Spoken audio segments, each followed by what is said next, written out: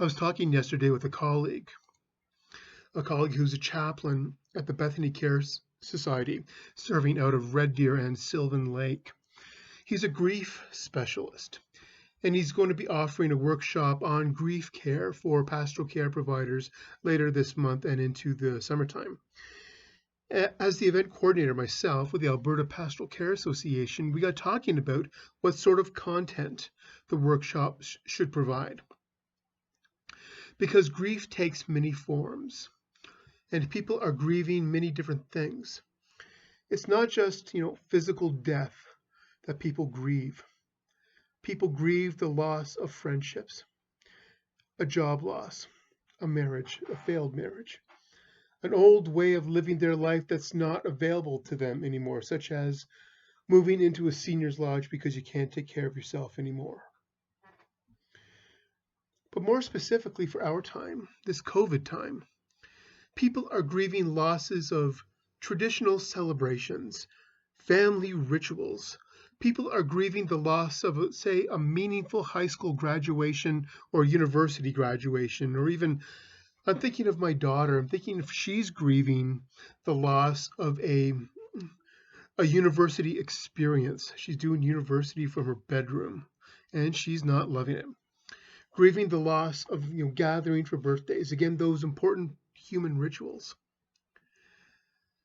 And of course, most potently, grieving the loss of a loved one by death without the usual supports that we have in place for when this happens.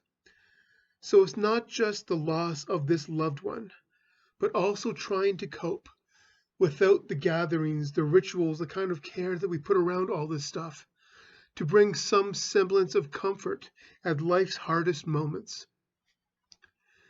So people are grieving in a ton of different ways, and I don't think people realize just how much they are grieving, especially as a result of this pandemic.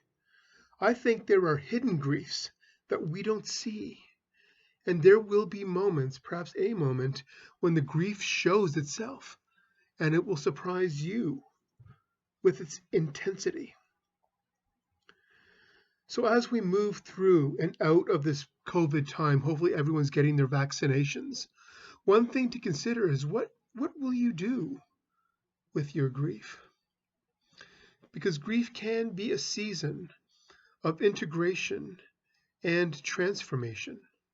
It's an experience that can change you, shape you, provide wisdom to you that you might not have wanted, but it's now a part of you. I'm looking forward to seeing how this workshop takes shape and then sharing with you some of the insights that we can use toward our own inner healing together and as individuals. Because we believe in a God who raised Jesus from the dead. We believe in a God who makes all things new and is always transforming us, recreating us, healing us, moving us closer to the person that God has created you to be and the people that God has created us to be. Amen.